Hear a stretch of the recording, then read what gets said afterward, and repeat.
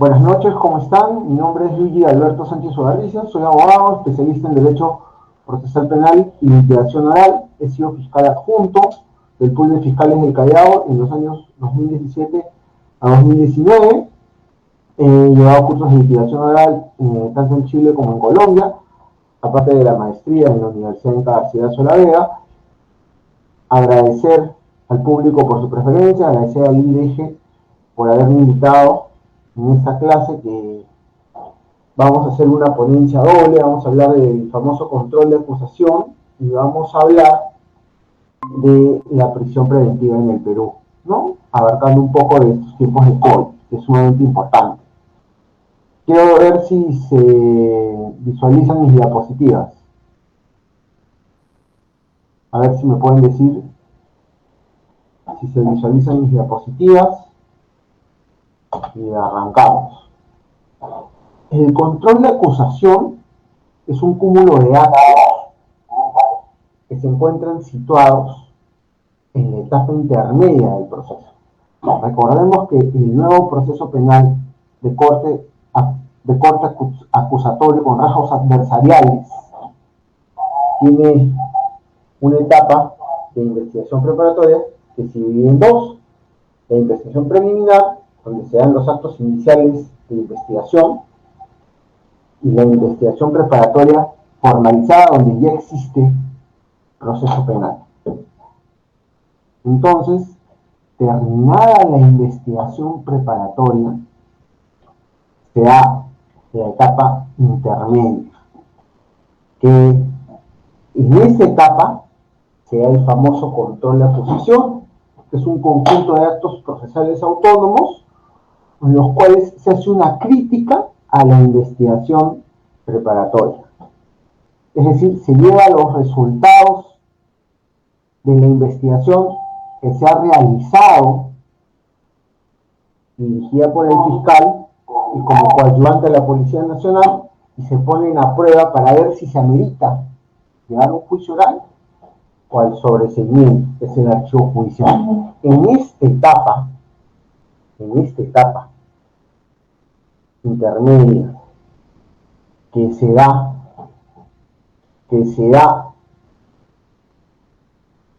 una audiencia preliminar que se conoce como control de acusación, pero el nombre técnico es audiencia preliminar. El fiscal no puede archivar de mutuo propio, como sí lo puede hacer en la etapa preliminar. No puede archivar porque ya el proceso se ha sometido a un control judicial, se le ha comunicado al juez que hay proceso. ¿Qué juez? El juez de la investigación preparatoria. Recordemos que el juez de la investigación preparatoria conoce toda la etapa hasta la etapa intermedia. Después, producto de este debate de etapa intermedia, como lo vamos a ver en la audiencia preliminar, su resultado va a ser un auto de enjuiciamiento, que no es otra cosa más que la resolución por la cual se pasa a juicio la causa, a juicio oral. Y ahí lo van a conocer dos tipos de jueces: el juez de juzgamiento unipersonal y el juez de juzgamiento colegiado, de acuerdo a la gravedad del delito. Si es un delito que pasa a los 6 años, será un juez colegiado. Si es un delito inferior a los 6 años, será un juez unipersonal.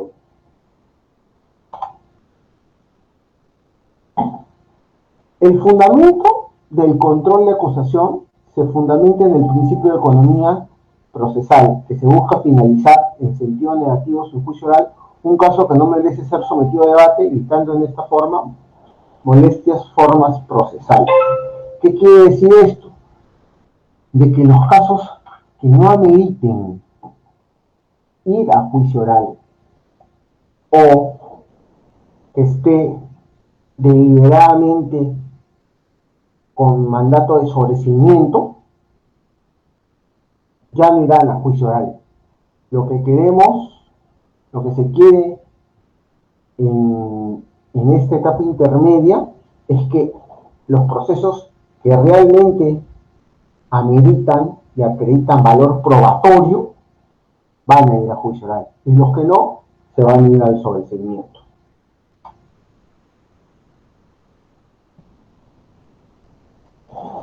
¿Qué se ve en la audiencia preliminar? En esta audiencia preliminar sirve de filtro a la información a debatirse, es decir, se presentan pruebas de ambas partes. ¿Quiénes participan? El fiscal, ya sea el provincial o el adjunto, que es el mismo fiscal que ha visto el caso en la etapa preliminar, no necesariamente, porque en la etapa preliminar, como hemos dicho, se dan los actos iniciales de investigación, mayormente es el adjunto, o un adjunto de pool, o un adjunto de despacho. Y en la investigación preparatoria formalizada va a ser el mismo despacho que ha llevado a cabo la investigación preparatoria. Ese despacho va a ser el que va a solicitar acusación, porque esta audiencia preliminar se da cuando hay un requerimiento de acusación. ¿Y qué es la acusación? Es la solicitud de que el caso sea sentenciado a juicio. La acusación es un requerimiento que hace el fiscal ante el juez de investigación preparatoria para que la causa sea sometida a un juicio oral, o también que la causa sea sometida a un archivo, un sobreseimiento. O puede ser que hay dos casos, un caso de tráfico ilícito de drogas y un caso de robo agravado. Archiva por las drogas y acusa por el robo agravado. Eso se llama requerimiento mixto. En esta audiencia también se verifica la información del fiscal. Al fiscal le pueden formular observaciones, las famosas observaciones formales y observaciones sustanciales, que ya lo vamos a ver más adelante. Esta audiencia es eminentemente oral, porque acá el fiscal se admiten las pruebas tanto del acusado como del fiscal. Pero también en el juicio oral, al momento de empezarlo, el juez dice si hay alguna admisión de prueba nueva, y también se puede introducir pruebas en ese sentido. La forma de introducir pruebas que se debatan en el proceso es en el control de acusación. Algo muy importante. Desde que me notifican la acusación, yo tengo 10 días para observarla, de forma formal o de forma sustancial, y para presentar pruebas. Ese término lo establece el Código Procesal Penal. Por eso muchos críticos dicen de que si todo es eminentemente oral, ¿por qué tienen que haber requerimientos por escrito? Porque nosotros hemos estado acostumbrados con el Código de Procedimientos a que todo se da por papel. No es un principio meramente formal, pero a diferencia de este código, se sustancia oralmente. En esta audiencia de control de acusación participan todos los sujetos procesales, es decir, el agraviado mediante su representación, que es el tercero, la parte, el actor civil, el abogado del imputado y el fiscal. Y se pueden plantear peticiones ante el juez que preside. Es decir, ¿qué tipo de pretensión? ¿Qué tipo de pretensiones? La constitución en actor civil, observaciones formales y observaciones sustanciales a la acusación y solicitud de pruebas, presentación de pruebas y de órganos de prueba ante el juez de la investigación preparatoria. Decimos juez de la investigación preparatoria porque más adelante nos vamos a encontrar que no es el mismo juez que controla toda la investigación preparatoria. El juez de la etapa intermedia no es el mismo que el juez que juzga. Eso ya lo hemos dicho, ya lo hemos hablado en varias ocasiones, pero tiene que quedar claro. En este modelo acusatorio adversarial son dos jueces distintos. El de la investigación preparatoria, que controla la investigación preparatoria hasta la etapa intermedia, y los jueces de juzgamiento, que pueden ser unipersonales o colegiados. No es como el antiguo instructivo, que teníamos un juez que investigaba y un juez que tenía facultad de fallos humanos. No, estos no son procesos de investigación, son procesos que se originan en juzgados que tienen carga cero. Pasamos a la siguiente. Yo, como abogado del imputado, puedo observar la acusación de forma formal, es decir, hacer un control formal de la acusación, para que se corrijan o se examinen formalmente los requerimientos del fiscal al juez. Por ejemplo, se han equivocado en un apellido del imputado, un número de DNI, la cantidad de imputados en la acusación, el número de la calificación del delito, o sea, aspectos formales de la acusación. Se le da un tiempo para que el fiscal subsane. Esas son las observaciones de control formal que se dan en la audiencia preliminar, o más conocida como la audiencia de control de acusación. Y en el control sustancial u observaciones sustanciales se discute preliminarmente las condiciones de forma, de fondo del requerimiento fiscal. Es decir, el resultado del control sustancial será el sobreseimiento. Los que plantean un control sustancial pueden indicar, de acuerdo al 344, numeral 2, incisos A, B y C, el hecho no es delito, que no es justiciable penalmente, que no se pueden incorporar más datos a esta investigación. Una consecuencia de que la acusación no pase este control es el sobreseimiento, como ya hemos dicho. Y de esta forma se racionaliza la administración de justicia penal, para que no todo vaya a juicio oral, sino realmente lo que amerita y las causas que cumplen las condiciones formales, que tengan medios probatorios debidamente establecidos. Eso irá a juicio oral. Si no, por solicitud del fiscal, se requerirá el archivo judicial. El archivo judicial, su nombre técnico es el sobreseimiento.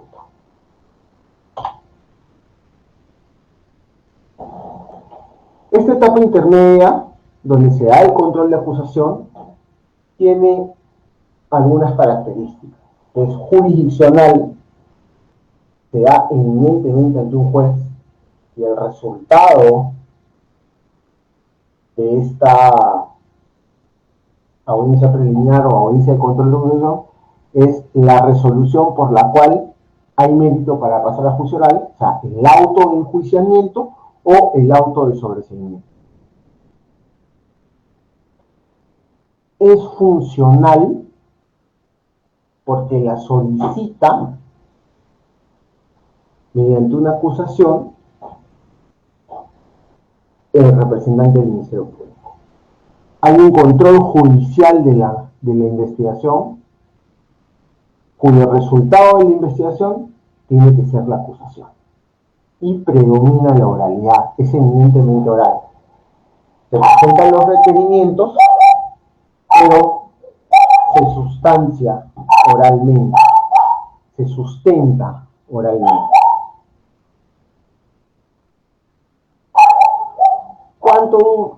Mucha gente se pregunta cuánto dura la etapa intermedia en la cual se da el control de acusación. No hay plazo. El plazo razonable dependerá de la complejidad del delito.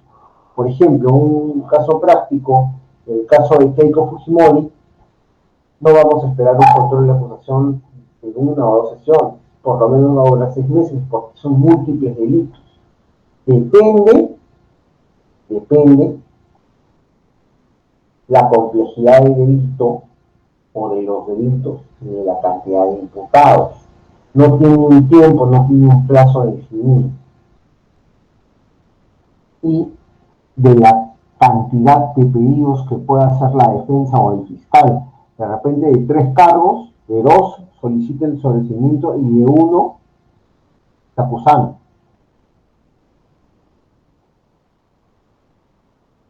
¿Cuánto tiempo comprende esta etapa? ¿Desde cuándo se comprende esa etapa? Esa etapa se comprende desde que concluye la investigación preparatoria y hasta que se dicta el auto de enjuiciamiento o sobreseimiento. Cuando termina la investigación preparatoria, el fiscal saca una disposición dando por concluida esta y tiene hasta 15 días para evacuar su requerimiento, tanto de acusación, ya hemos explicado lo que es la acusación, o de sobreseimiento o un requerimiento mixto. Solicita el archivo judicial en el cargo A y en el cargo B solicito la acusación.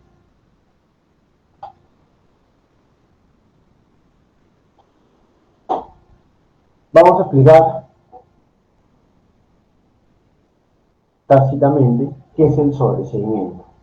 El sobreseimiento no es otra cosa que la solicitud de archivamiento del caso, que lo puede hacer el imputado mediante su defensa o el fiscal en vez de emitir pretensión acusatoria. Ya hemos explicado que terminada la investigación preparatoria, el juez, el fiscal emite una disposición en la cual ha terminado la investigación preparatoria y tiene hasta 15 días para emitir su requerimiento, que puede ser acusatorio o que puede ser de sobreseimiento o archivo judicial.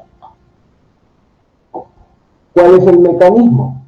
El fiscal, al solicitarle el archivo judicial al juez, el juez es un control judicial de dicho pedido. Si cumple con los requisitos de 344, inciso 1, 2, A, B, C y D, o si no cumple con los requisitos. Si no cumple con los requisitos del sobreseimiento, lo devuelve al fiscal. O en todo caso, lo eleva al fiscal superior. No, en ningún caso el juez le puede ordenar al fiscal que acuse, porque es su pretensión. Pero si no está de acuerdo, lo eleva al fiscal superior de investigaciones para que éste confirme la disposición, el requerimiento acusatorio el requerimiento de sobreseimiento o le disponga que acuse, ¿no? Eso es básicamente lo que es el sobreseimiento, es la solicitud de archivo judicial del caso. También el imputado lo puede hacer, le puede solicitar al momento del control de la acusación que se le notifique la acusación, pues le solicita al juez, observo formalmente la acusación, solicito el sobreseimiento en base al artículo 344. No hay suficientes datos para incorporar a la investigación, el hecho no es delito, no está tipificado. Vamos a ver si tenemos alguna pregunta. Ahora quiero ver si hay alguna pregunta sobre el control de acusación, sobre la etapa intermedia, para pasar a temas interesantes como es la prisión preventiva.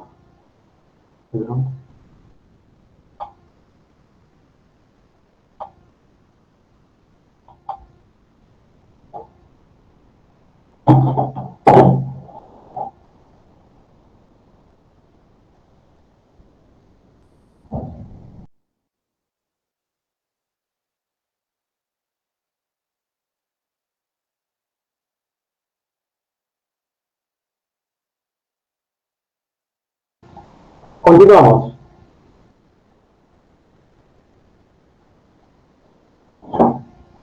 La prisión preventiva, ¿no?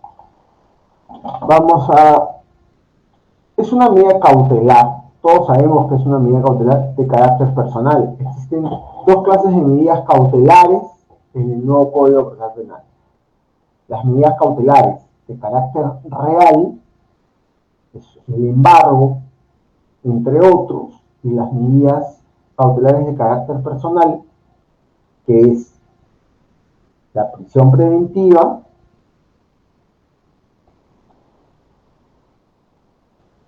la comparecencia con restricciones y el impedimento de salida del país, entre otros, ¿no? Acá, para hablar de prisión preventiva, tenemos que hablar de detención primero. ¿Qué es la detención? Es el poder coercitivo de quitar la libertad a una persona. ¿Y cuándo procede una detención policial? En flagrancia. Mi suegra va por la calle con su cartera Gucci y pasa un malhechor y se la roba. Y como se da cuenta que la cartera no es original, regresa para arrebatarle el celular. En eso llega la policía, encuentra al malhechor en flagrancia, es decir, en el mismo hecho que está en el mismo lugar donde están ocurriendo los hechos, y lo detiene. Esa detención es una detención ilegal porque es en flagrancia. ¿Y qué es la flagrancia? De acuerdo al artículo 259 del Código Procesal Penal, la flagrancia no es otra cosa que cuando se te encuentra cometiendo un delito. Cuando cometes un delito y corres y se te encuentra después de cometer un delito. Cuando se te encuentra con enseres del delito. Entonces, esas es las causas de flagrancia que indican nuestro ordenamiento jurídico. Flagrancia propiamente dicha, cuasi flagrancia y presunción de flagrancia. ¿No? Eso es en el caso de la detención policial. Y en el caso del arresto ciudadano, cualquier ciudadano, me refiero a agentes de seguridad particular, miembros del serenazgo, pueden arrestar a una persona o detenerla, también con este requisito de flagrancia delictiva, y ponerla a disposición de la autoridad. No es que lo van a detener y lo van a encerrar en un cuarto, no, lo detienen, llaman a la policía o lo ponen a disposición de la policía, en el término de la distancia. Cuando decimos en el término de las distancias, en lo que dure. ¿Me están escuchando?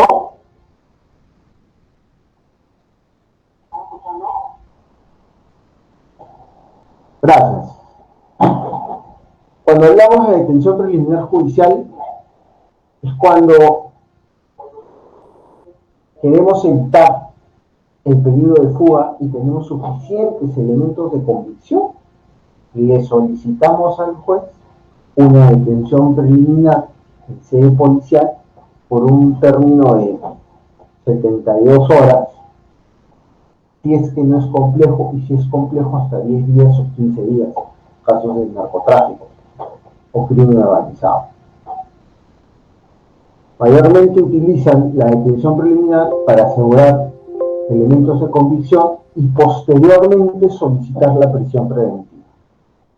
Como hemos visto en el caso de los cócteles de Keiko Fujimori, ahí primero detenían preliminar judicialmente y ahí pedían prisión preventiva. En el caso también del expresidente Pedro Pablo Kuczynski, también detuvieron preliminarmente y solicitaron prisión preventiva. También en el caso de Richard Swing, lo detuvieron preliminarmente y ahí le solicitaron prisión preventiva. Entonces, hemos llegado a la más gravosa de las medidas coercitivas reales. La más gravosa es la prisión preventiva. ¿Y en qué consiste la prisión preventiva? Es cuando se le priva a una persona su libertad previo requerimiento del fiscal mediante mandato judicial, motivado por el periodo en el cual ha requerido el fiscal en base a ciertos requisitos. Por ejemplo, cuando existe peligro de fuga y peligro de obstaculización. Pero vamos a ver a continuación. Tenemos que hacer una diferencia entre la prisión preventiva y el antiguo mandato de detención. El antiguo mandato de detención, que hasta el año 95, hasta el año 2013 está vigente, porque a partir del 2013 ya empezó la prisión preventiva, se da de oficio. No era requerido por el representante del Ministerio Público, no hay audiencia. Por ejemplo, cuando se da detenciones, al juez de turno le venía la denuncia formalizada del fiscal, preguntaba, ¿tiene antecedentes? No, no tiene antecedentes. ¿Qué delito no grabado? Volteaba el expediente y ponía bien grande el lapicero rojo, detención. ¿En base a qué? Criterio. Nada más que criterio. No se basaba en nada más que su propio criterio. ¿Por qué se dice que no hay audiencia? Porque ante este juez instructor no tenías tiempo, eran muy pocos los jueces que admitían hablar con el abogado. Y, por ejemplo, yo conozco un juez, que es mi padre, fue juez, y yo le preguntaba, papá, ¿pero por qué no hablas con los abogados? Yo no tengo nada que hablar, el expediente me lo dice todo. Esa frase, el expediente me lo dice todo y lo que arroja el expediente. El expediente es frío, totalmente frío. Una cosa es los requerimientos y otra cosa es cómo los sostenemos oralmente. Este juez no escucha a ninguna de las partes. Y una vez que pasaron a juzgar el trámite, recién se tenía acceso al expediente. Es decir, este mandato de detención se da entre gallos y medianoche. Nunca se escuchó al abogado, tampoco se escuchó al fiscal, solo se leyó su formalización de denuncia, que se llamaba en esa época. Son herencias de lo que ahora estos juzgados penales se han convertido en juzgados de liquidación. Esta prisión preventiva es requerida por el Ministerio Público. Tiene que haber un requerimiento por escrito del Ministerio Público. Pero este requerimiento se sustenta en la audiencia pública en un plazo no mayor de 48 horas. Es decir, el juez de la investigación preparatoria de turno no solamente se va a quedar con el requerimiento del juez, del fiscal, sino que se tiene que sustentar oralmente. Y sustentar no quiere decir ir a leer. Sustentar quiere decir motivar oralmente el requerimiento. Se tiene que notificar a todos los sujetos procesales, inclusive al agraviado o al actor civil. Y también algo muy importante es que se tiene que proporcionar a la defensa técnica los actuados de la carpeta que contienen requerimiento de prisión preventiva. O sea, la defensa técnica lo detiene y el fiscal tiene que darle copia al abogado de prisión preventiva conjuntamente con todos los actuados que han motivado este requerimiento. Las declaraciones, es decir, todo el grueso del informe policial. Sabemos que un informe policial, a diferencia de lo que era un atestado policial, el atestado tenía conclusiones, presunto responsable. Acá no hay conclusiones. Acá solamente tenemos una glosa de las diligencias que se han actuado. En este sentido, la declaración de A, la declaración de B, la declaración de C, el toxicológico, si es un caso de violación, la pericia forense, todo eso tiene que correr de traslado al abogado, por si no se está vulnerando el derecho de defensa. Porque el abogado no dice prisión preventiva, no va a sentar, va a absolver y darle la contra ese requerimiento y probar que existen los arraigos y que no hay peligro ni de fuga ni de obstaculización.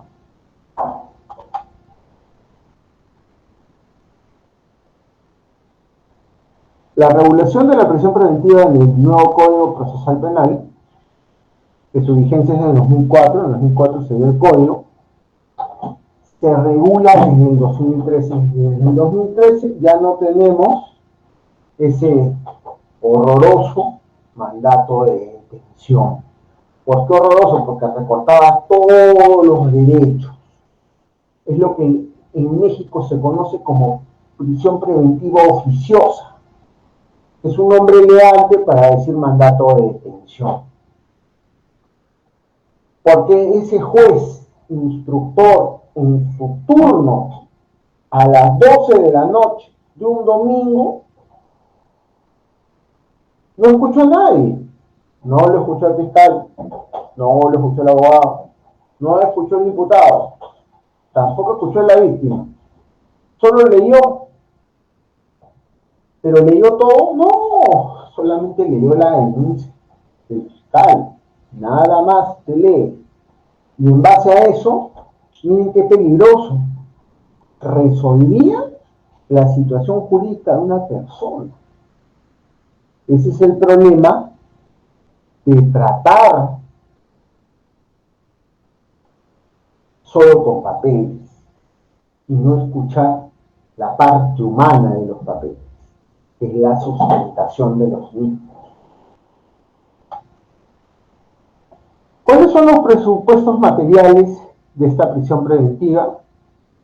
Se debe cumplir, inicialmente se debían cumplir con 3 presupuestos, conforme lo establece el 268 del Código de Proceso Penal. Salió una jurisprudencia, que es Moquegua 626 del 2013, hizo un hito en la prisión preventiva y creó 2 requisitos más: la proporcionalidad de la medida y la duración de la misma. O sea, no tenemos 3 requisitos, sino tenemos 5 requisitos. A ver, fundados y graves elementos de convicción de un delito. Es decir, que los primeros recaudos de las diligencias preliminares, de las diligencias iniciales, arrojen que el imputado, bueno, hay digamos que hay una controversia con llamarlo imputado. Bueno, el investigado o procesado, como podría estar procesado, cuando piden una prisión preventiva, ya hay formalización de investigación preparatoria. Lo conecten con el delito, estos elementos. Por ejemplo, el acta de intervención de la policía, que habíamos hablado en la sesión anterior, que es el acta madre, que narra en dónde, cómo, cuándo y por qué ocurrieron los hechos. Esta acta lo sitúa en el lugar de los hechos. Iniciamos en un robo agravado. El registro personal, el acta de registro personal, y encuentran el celular del agraviado. Y la declaración del agraviado, de los agraviados o del agraviado, que lo identifica plenamente, su declaración y en el reconocimiento en rueda de personas de acuerdo a las reglas del 189 que ya hemos hablado antes. Los elementos tienen que conectarlo con el delito. Y hemos dado este ejemplo práctico. La prognosis de la pena, es decir, el fiscal, al momento de requerir la prisión preventiva, tiene que hacer una prognosis de cuánto tiempo se le va a dar. Y ese tiempo, ese ejercicio mental, tiene que superar los 4 años. Por ejemplo, estamos hablando de robo agravado, la pena mínima es 12. No hay atenuantes, más allá de agravantes, se fija en 14 años. ¿Qué quiere decir? Que supera ampliamente los 4 años. Con respecto al peligro procesal, tenemos que hay 2 clases: el peligro de fuga y el peligro de obstaculización. Ahora,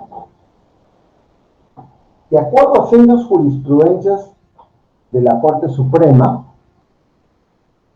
el peligro procesal no solo debe invocarse. Muchos fiscales dicen, hay peligro procesal. Ya, pero pruébalo. ¿Qué peligro hay? ¿Hay de fuga o hay de obstaculización? No, es que hay peligro, sí, doctor, ya hemos escuchado el peligro procesal, pero díganme, ¿de fuga o obstaculización? ¿Y por qué? Peligro de fuga, lo estamos llevando al señor a la delegación y ha golpeado con su cabeza la luna del patrullero, la ha roto y ha saltado el patrullero corriendo. Estás probando el peligro de fuga. Acá entra a tallar el tema de los arraigos, que es el vínculo que se tiene con el trabajo, con la familia, con la sociedad. El famoso arraigo familiar, el famoso arraigo laboral. Ahora, ¿cómo probar si una persona tiene trabajo? En el Perú, no todos tienen trabajo formal. El que les habla también es abogado independiente, ¿no? Por ejemplo, en mi caso, si me solicitan una prisión preventiva por algún tipo de delito que yo nunca he cometido ni cometeré, pero para situaciones del ejemplo, los recibos que yo giro como abogado, los contratos. En el caso que sea un trabajador de la construcción, te presento como arraigo laboral mis boletas de pago, mis recibos simples, un memorial de jefe de obra que me ha contratado, una declaración jurada, legalizada. Yo no estoy muy de acuerdo, y se lo he dicho a muchos amigos jueces y fiscales, de por qué tener que entregar instrumentales legalizadas. De repente tengo una prisión preventiva, un viernes a las 6 de la tarde me notifican para el sábado, que va a ser el sábado o el domingo, ¿dónde consigo notaría para que legalice? Es el tema. ¿Cómo hago? Simplemente se entregan de puño y letra, porque es una declaración jurada. La firma solamente, la firma no publicita el documento, no lo vuelve público. La firma solamente crea fecha cierta. Y el arraigo familiar, ¿cómo lo probaré? Con las partidas. Las partidas si tengo hijos pequeños. Si no tengo hijos pequeños, bueno, no habrá peligro, no necesariamente porque yo no tenga familia, va a haber peligro de fuga. Ahora, el arraigo domiciliario, ¿cómo lo pruebo? Con una declaración jurada simple del lugar donde yo vivo o un recibo de luz. Mucha gente dice, pero mi DNI no coincide con el lugar donde yo vivo. En todo caso, se hace una declaración jurada del lugar donde vive. Ese lugar, de acuerdo a esta jurisprudencia, Moquegua 626, tiene estos arraigos tienen que ser de calidad, no de cantidad, sino de calidad. Tienen que probar que la persona está vinculada tanto a un trabajo, a una familia y a un domicilio. Y un domicilio tiene que ser cotidiano, un lugar donde esta persona vaya todos los días, no importa que sea soltero, porque hay jueces que dicen, no, esta persona es soltero, se va a fugar. Ya, pero ¿cómo se va a fugar? Ha sacado pasaporte, nos tiene el pasaporte vencido, tiene dinero, tiene fortuna, tiene posibilidades de moverse. No, entonces, ¿a dónde se va a ir?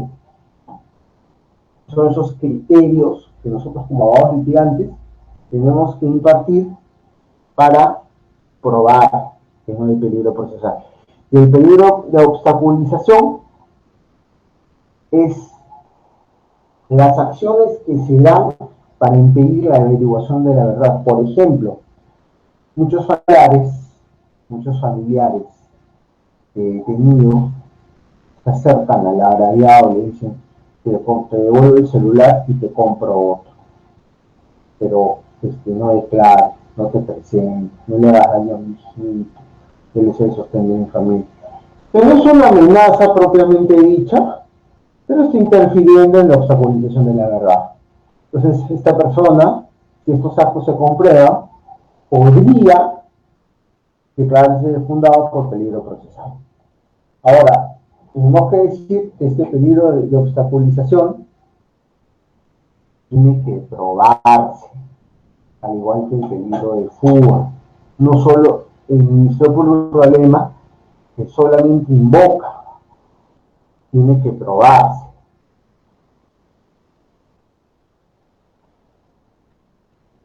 Los peligros son el arraigo, la gravedad de la pena, imputado, organización criminal y daño a los arraigos, por ejemplo, un delito de robo agravado, una pena de 12 años, obviamente, puedo presumir que no se va a quedar para que lo encarcelen por 12 años. Como la cárcel está bonita, se va a quedar y va a decir, sí, ya me está, yo mismo me enmarró. No, se va a jugar.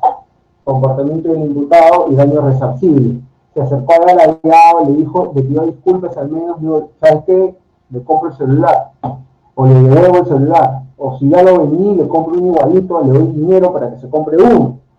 De cierta forma estoy aminorando el daño criminógeno. Y también si te pertenece a una organización o una banda criminal, eso también va a tener en cuenta el juez al momento de calificar el requerimiento de prisión preventiva.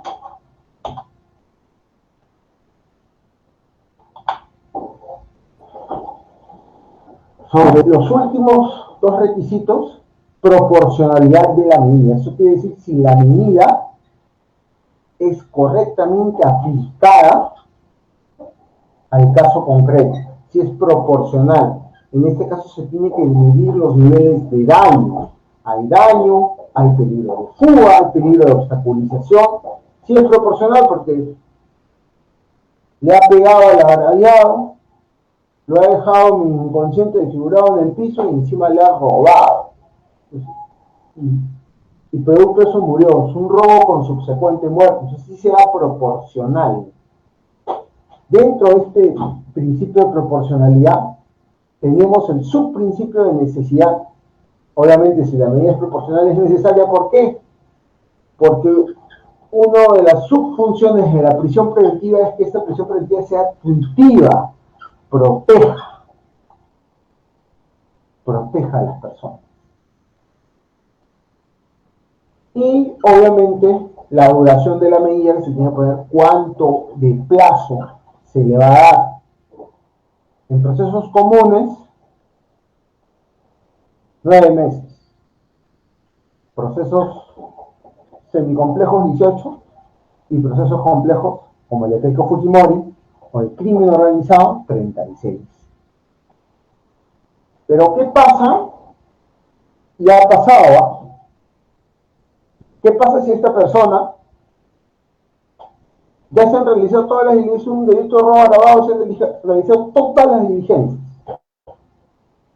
Te falta una declaración de un agraviado. Entonces, no se le va a poner 9 meses. Por una declaración se le pondrán 3, 4 meses. Es de acuerdo a las diligencias que se han actuado. Mayormente en los casos de robo agravado, todos se actúan en las 48 horas. Quedan más que 2 o 3 diligencias. Entonces, hay jueces que te dan los 9 meses y hay otros que no te dan 4, 5, 7 meses. Ahora, esta prisión preventiva también puede ser prorrogada. Sí, puede ser prorrogada. ¿Por qué? Cuando falta un acto de prueba, falta alguna diligencia, se prorroga. Puede ser por 9 meses, puede ser por 18. Imaginemos que esta persona la detienen un delito de robo agravado y esta persona tiene que incluso la detención llevar hacia el juicio oral. Entonces, ¿qué hace? Le van a vencer el control de acusación y el fiscal espera que se le vence y pida. Antes del vencimiento se tiene que solicitar la prórroga de la prisión preventiva porque falta una diligencia, porque se tiene que actuar una prueba que no se ha actuado. Ahora vamos a la audiencia de prisión preventiva. Acá necesariamente tiene que existir un contradictorio, prueba de cargo y descargo en base al principio de igualdad de armas o reglas de derecho. Ya hemos hablado que en este tipo de procedimientos acusatorios contra los adversariales, el fiscal y el fiscal y el abogado son adversarios. La misma información que maneja el fiscal tiene que manejarla el abogado. Toda disposición que emite el Ministerio Público tiene que ser puesta en conocimiento de la defensa. Ahora llegamos a otro problema. Si esta defensa no está personada, ¿qué hacemos? Que necesariamente tiene que haber una defensa personada. Lo contactan con el defensor público. Pero si el defensor público a veces se presenta y no tiene tiempo de leer, bueno, hará una defensa por cumplir, pero de eso no se trata. Por eso yo a veces recomiendo que mejor es buscar su defensor particular. Invertir un poquito más, no porque los defensores públicos sean malos, sino porque la cantidad de usuarios que tienen a veces les impide llevar a cabo una defensa caballera.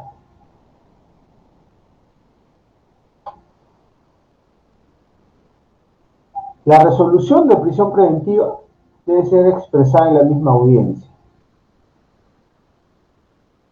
De ser infundado el requerimiento preventiva, se opta por una medida y no gravosa, una comparecencia con restricción, con reglas de conducta específicas. No, mayormente las prisiones preventivas se declaran infundadas cuando el Ministerio Público no prueba el peligro procesal de fuga, de obstaculización.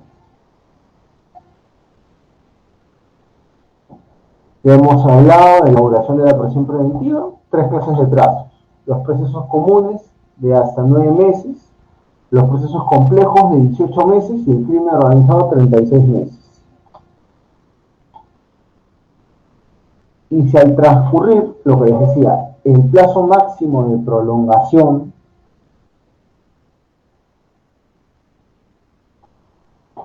no hay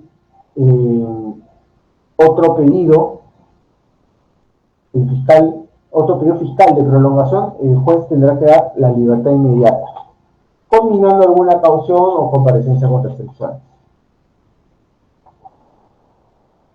A ver, vamos a hablar del trámite para prolongar la prisión preventiva. Previo requerimiento del fiscal antes del vencimiento del plazo. Se tiene que realizar una audiencia de prolongación ante el juez de investigación preparatoria y la audiencia se da ante el juzgado de investigación, aún así un imputado esté en fase de juzgamiento. está siendo juzgado y se le va a vencer la prisión preventiva, puede pedir una prolongación, porque el fiscal considera que se va a jugar.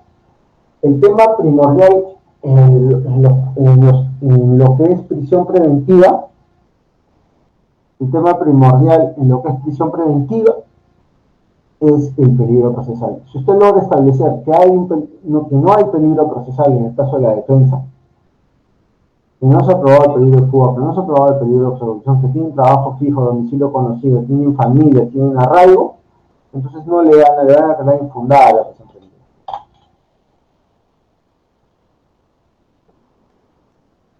¿Cuándo se prolonga la prisión preventiva? Cuando existen circunstancias que importen una especial dificultad o prolongación de la investigación o la posibilidad de que el imputado pueda sustraerse de la acción de la justicia por encontrarse en libertad. Otra vez tenemos el tema de los arraigos. Estos tienen que probarse.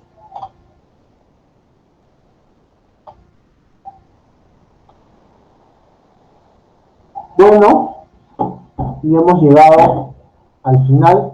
Y por último quería decirles que también se puede solicitar el cese de la prisión preventiva siempre y cuando existan nuevos elementos de convicción, nuevos elementos que revoquen a los anteriores elementos por los cuales se ha dado la prisión preventiva. Bueno, agradecer al Instituto, al IEG, por haberme convocado esta noche. Agradecer a todos ustedes por su gentil participación. Muchas gracias por escucharme y espero que tengamos otro diplomado o seminario para estar juntos. Gracias.